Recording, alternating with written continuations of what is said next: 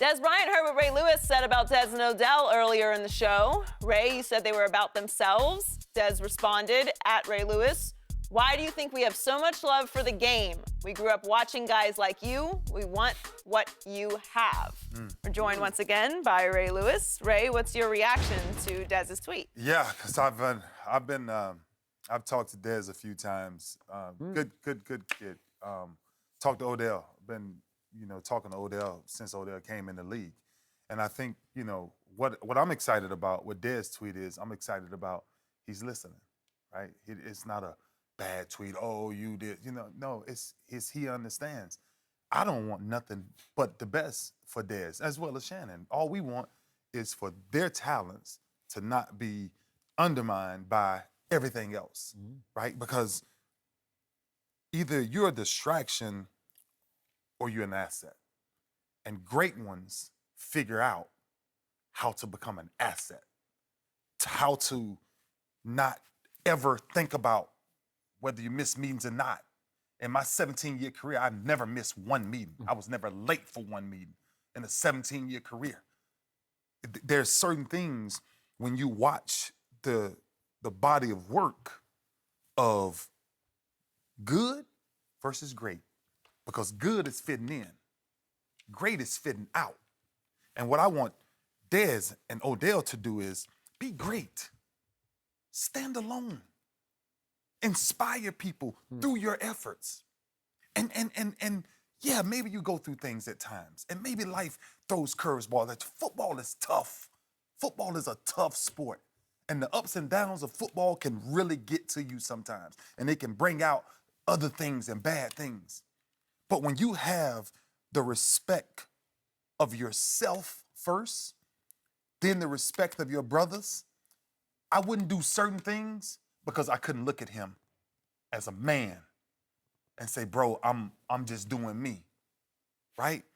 So I respond that way from Dez text saying, I'm glad you listening, bro. Because we don't do this to down you. We do this to encourage you to be great, to chase everything you want to do. He said something. His last lines were, you grew up watching guys like me. You want what I have. What I have, I gave up the selfish side of it. I gave up the pointing the finger at me. Now, when I stepped on the field, that's a whole other animal. But my investment was in my teammates. My investment was in my city.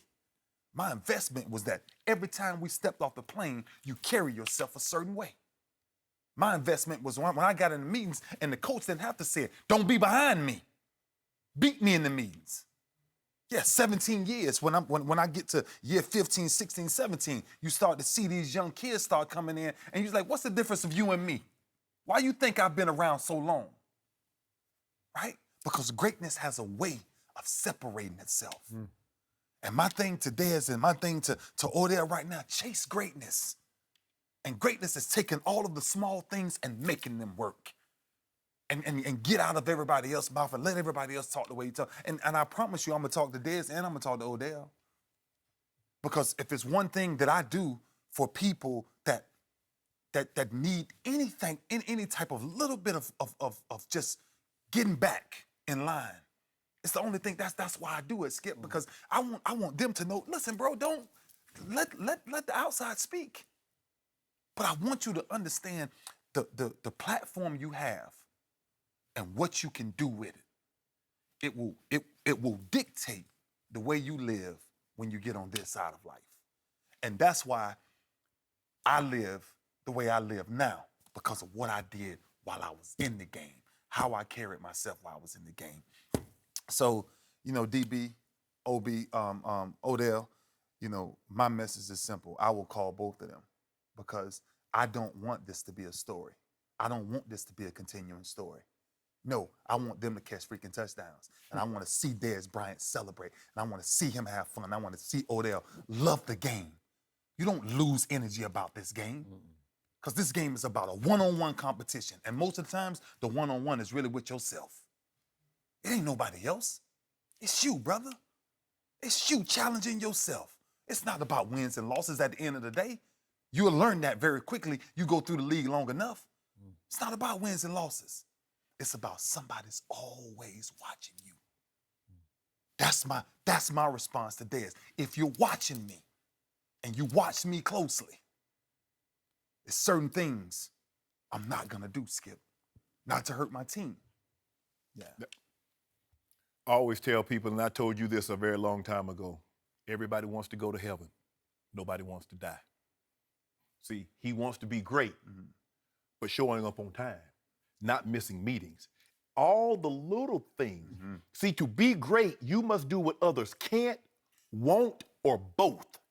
See, Dez talk about being great, but see, talking about it doesn't make you great. His teammates see you missing meetings. See, when the reporter asked him about these missed meetings, he said, well, who said it? Tell them to put their name. He didn't say I didn't do it. You accused me of something. I ain't do that. Yeah, he said, I missed one and I owned up to it, which was last week. He also said, I'm not the same guy I was years ago. So that's the thing. But see, the great players, I'm talking about the truly, truly great players, they love everything about the game. And they realize that meetings and treatment times are important parts and aspects of the game. See, you can't be great just by showing up on Sundays.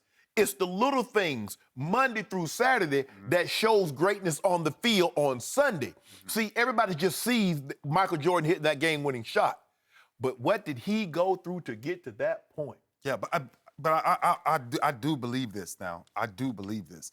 I do believe that Dez is a totally different player, man, than he was a few years ago. I agree. I totally believe that, right? And what's making your point so valid, bro, is that 17 years, Skip, I'm sitting in the meeting, I never forget it. And this is the Dez and Odell. I'm sitting in the meeting, 17 years. I've been playing 17 years. I've seen everything.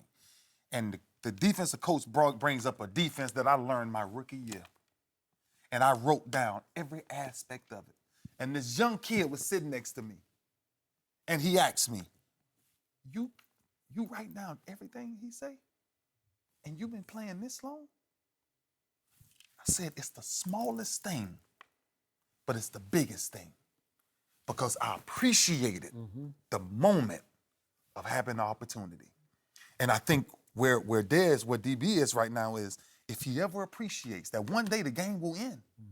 One day. It will stop, right? And that's why I think once he grabs that, and because I want him to be Dez. I want him to go be Dez Bryant, and so I'm with him. Yeah. I want him to be great. Yeah. And I just wish, as a Dez Bryant fan, I could pour 2 ounces of what just spilled out of Ray Lewis into Dez Bryant, because that tweet to you, to me, was a cry for guidance. His heart is in the right place. It always was. He wants to learn how to do the right thing, how to win games in the National Football League, but his owner is incapable of teaching Dez how to, because the owner only knows how to coddle him and spoil him and stunt his growth. He has nobody around to say, no, yes, no, yes, except this man, and I hope you can reach him literally and figuratively and get through to him, because all he needs to know is that 17 years of Ray Lewis, 0 even late for meetings. 0 late for meetings. It's not that hard to be on time for the meeting. And if you're on time for the meeting, your teammates are going to say, oh, he's invested in us. Now we got something going here because he's the best player on our team. Oh, okay. It's Jerry's fault, because remember his rookie year, when he would show up late, guess what Jerry did? I'm going to hire you security guard to get you here on time. Instead of saying, no, So you need to be on time. I agree.